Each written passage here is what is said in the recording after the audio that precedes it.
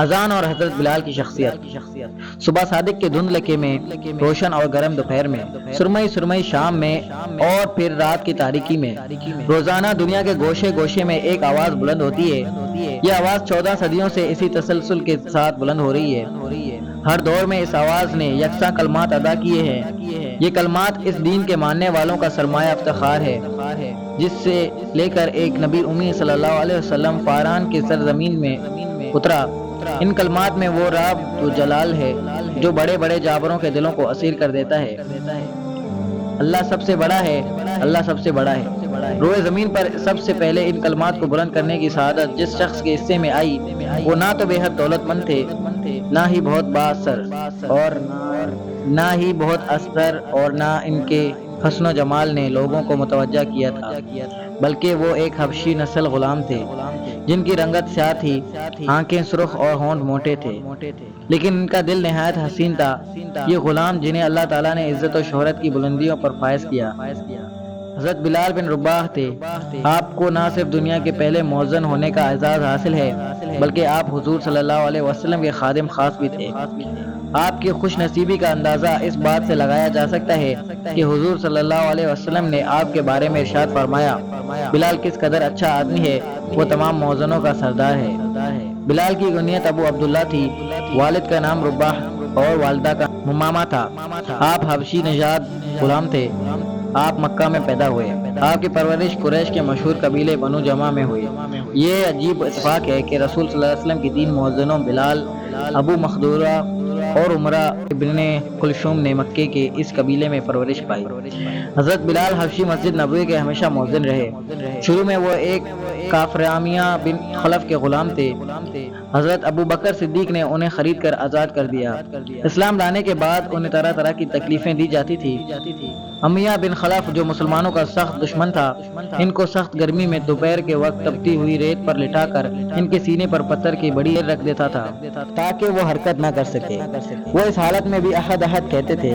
انہیں مکہ کے لڑکوں کے حوالے کر دیا جاتا کہ وہ ان کو گلی کوچوں میں چکر دیتے پھریں، اور یہ تھے کہ اللہ ایک ہے کہ صدا لگاتے۔ اس کا انہیں یہ صلہ ملا کر حضور اکرم صلی اللہ علیہ وسلم کے دربار میں مؤذن بنے، اور سفر خضر میں ہمیشہ اذان کی خدمت ان کی سپرد ہوئی۔ یہ کامل عشق و محبت کا جذبہ تھا جو بلال کو کسی وقت بھی اپنے محبوب آقا سے جدا نہ ہونے دیتا تھا۔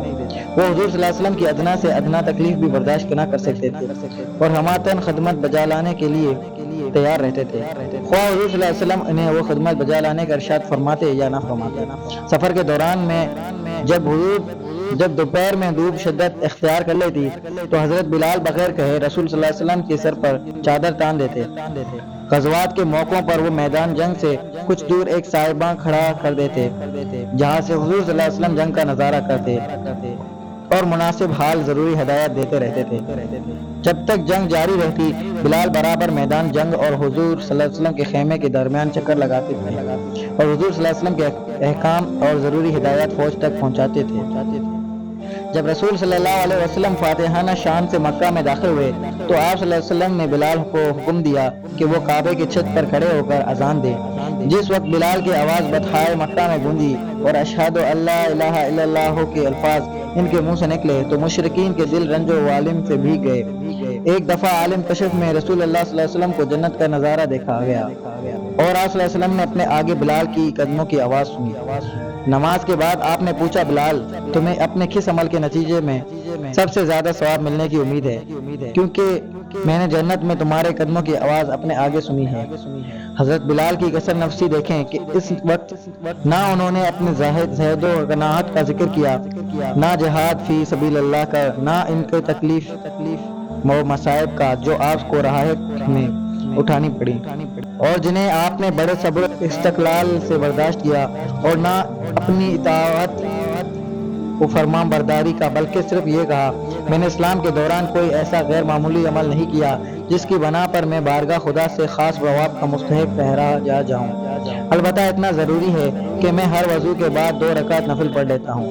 ابتدا میں مسلمانوں کو نماز کے لیے بلانے کے خاطر طبل بجانے کی تجویز بھی تھی۔ آغاز اسلام میں اذان کا وجود نہ تھا۔ مسلمانوں کا قبلہ خانہ کعبہ پایا اور اسلام نے بھی کی روزہ افزوں ترقی کرنی شروع کر دی۔ تو مسلمانوں نے کوئی ایسا طریقہ سوچنا شروع کیا جس سے دور دور تک پھیلے ہوئے لوگوں کو نماز کے لیے اکٹھا کیا جا سکے۔ اذان کا حکم نازل ہونے سے پہلے رسول اکرم صلی اللہ علیہ وسلم کا ایک منادی کسی اونچی جگہ پر کھڑے ہو کر بلند آواز سے یہ الفاظ کہتا: الصلاۃ جامع، نماز کھڑے ہونے کا وقت آ گیا ہے۔ یہ سن کر لوگ نماز کے لیے مسجد میں جمع ہوتے۔ جب قبیلہ بیت المقدس سے ہٹا کر خانہ کعبہ کی جانب کر دیا گیا تو مسلمانوں کو اس امر کا احساس پیدا ہوا کہ کوئی ایسا طریقہ ہونا چاہیے جس سے دور دور کے لوگ بآسانی نماز کے لیے جمع ہو سکیں۔ بعض لوگوں نے کہا کہ غرض کے لیے بغل بجانا چاہیے، بعض نے ناقوس بجانے کی صلاح دی، بعض نے کہا کہ بلند ٹیلے پر آگ جلا دینی چاہیے، لیکن کسی بات پر فیصلہ نہ ہو سکا۔ ایک صحابہ عبداللہ بن زید خزرجی اس فکر میں گھر پہنچے۔ گھر والوں نے کھانے کو پوچھا لیکن انہوں نے کھانے سے انکار کر دیا اور کہا کہ رسول اکرم صلی اللہ علیہ وسلم کو نماز کے لیے لوگوں کو بلانے کے مسئلے نے پریشان کیا ہوا ہے۔ میں جب تک اس مسئلے کو حل نہ کروں تو کھانا نہ کھاؤں گا۔ رات کو سونے میں انہوں نے خواب میں اذان کے الفاظ سنے۔ آپ نے دیکھا کہ ایک شخص نے اذان کے الفاظ مسجد کی چھت پر کھڑے ہو کر بلند آواز سے کہے۔ یہ الفاظ کہے کہ وہ کچھ دیر کے لیے بیٹھ گیا اور پھر کھڑے ہو کر نماز کی اقامت کی جو انہیں الفاظ پر مشتمل تھی جن الفاظ میں اذان دی گئی تھی۔ عبداللہ بن زید بیدار ہوتے ہی حضور صلی اللہ علیہ وسلم کی خدمت میں حاضر ہوئے اور رات والا واقعہ حضور صلی اللہ علیہ وسلم کے گوش گزار دیا۔ حضور صلی اللہ علیہ وسلم نے فرمایا: تم بلال کے پاس جا کر انہیں یہ الفاظ یاد کرا دو اور انہیں کہو کہ وہ ہر نماز کے وقت بآواز بلند یہ الفاظ دہرایا کریں۔ جب پہلی بار حضرت بلال کی زبان سے یہ الفاظ نکل کر مدینہ کی فضا میں گونجے تو پھر حضرت عمر رسول اکرم صلی اللہ علیہ وسلم کی خدمت میں حاضر ہوئے اور عرض کیا کہ یا رسول اللہ صلی اللہ علیہ وسلم، میں نے بھی آج رات خواب میں ایک شخص کو بہینہ یہی الفاظ کہتے سنا ہے۔